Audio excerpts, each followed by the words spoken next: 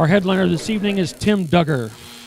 For over 30 years, Tim has been helping everyone from juniors and seniors in high school to doctors, attorneys, and CEOs of billion-dollar companies determine their best fit career opportunities that will cause them to bounce out of bed and go to work.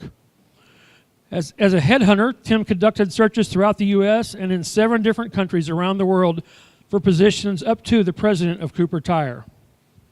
He's done almost 1,500 coaching sessions with individuals utilizing various personality assessments and loves to show people why they are kind of a big deal. He truly thinks he has the greatest job in the world. Tim is a proud father and grandfather. He admits to being the worst guitar player in the world. Please help me welcome to the stage my good friend, Tim Duggar.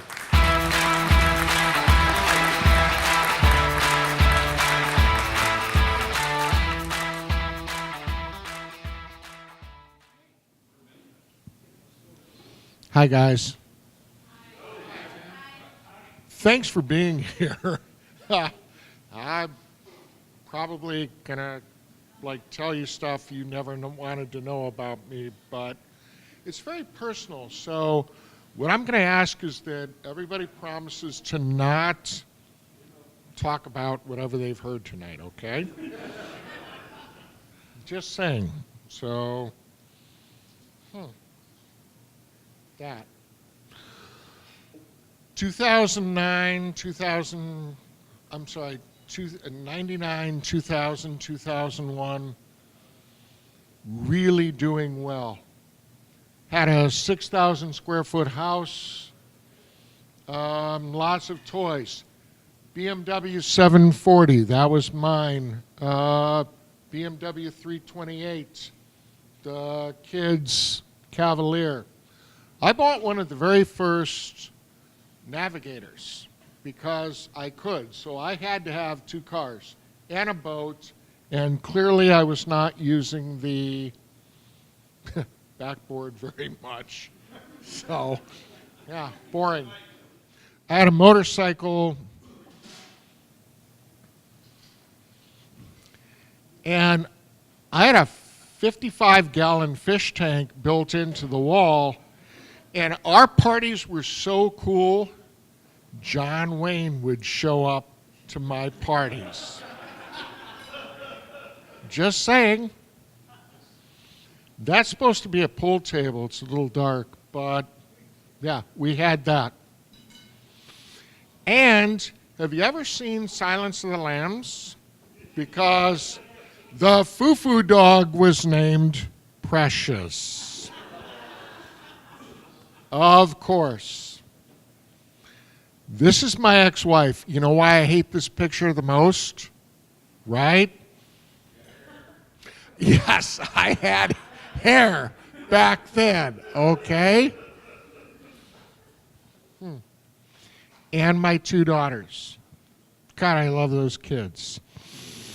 So, going on, let's talk about the business side of this breakup. When we bought the house, it had an office over the 3-car garage. And I was a headhunter, so I worked all over the world. This was perfect. I could do that there.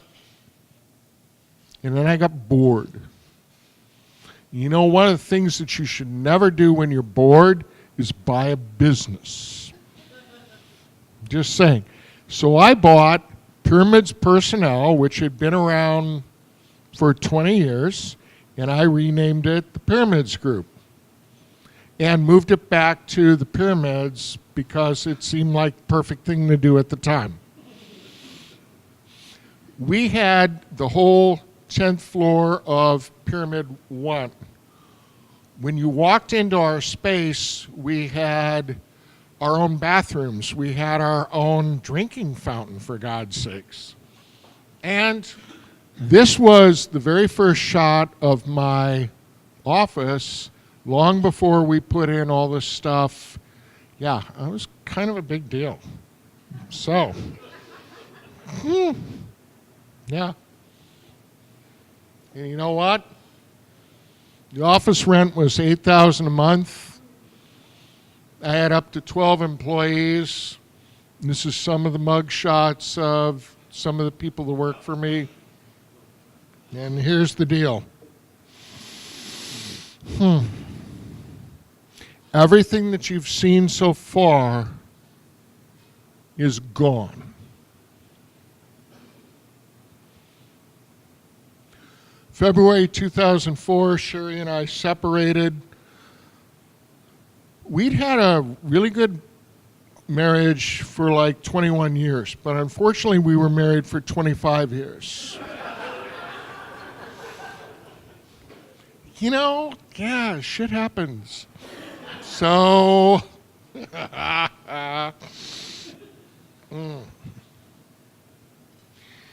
and so actually my marriage was not the worst thing that, the divorce, the breakup of the marriage was not the worst thing that ever happened to me. It was actually the losing of the company. So end of 2005, 2006, I'm divorced, life is not bad. And then we were still partying like rock stars at the company. This was the Columbia Club with my employees. And you know what? Yeah. These were the halcyon days of easy money. Bankers would call me up and say, "Sir, you're the owner of the company. Your company's 30 years old. Do you have lines of credit?" Maybe. Don't you know that? So they would ask you like 4 questions and go, "Do you want to have a $100,000 line of credit?" Well, sure. Why wouldn't I do that? And then the economy went to hell. I had survived. I got into the recruiting business in 1981 in a recession. I started my own firm in '90 in a recession.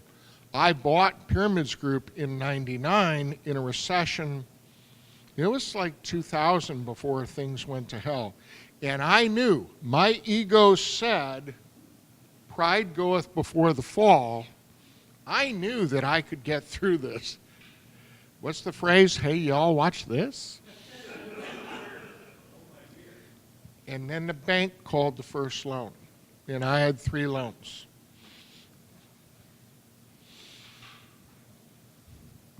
I ended up filing bankruptcy, and between the money that I owned on 4 lines of credit and the money that I owned for an 8-year lease on my space, it was a little over $900,000. It starts to become real money. I heard so much. You think divorce is bad? Giving up a company that was 20 years old when I bought it, I felt a legacy. I felt an obligation to keep that company going.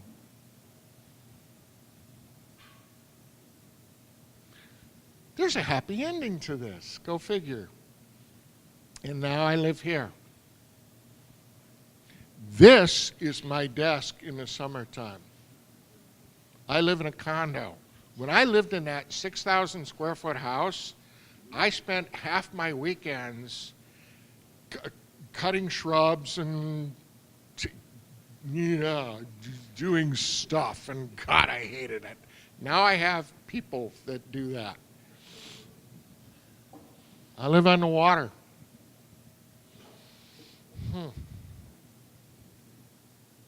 I love my job. My office, which used to be $8,000 a month, is $420 a month. Me and the ex have a fabulous relationship. I love my relationship with my ex-wife. She and I just are so good today. It's so much better than it could ever be before. And I love my job, I love my life, and you can too, there can be a great life after breakups. So, let's talk about what that could look like. No matter how awful it seems, it can and will get better.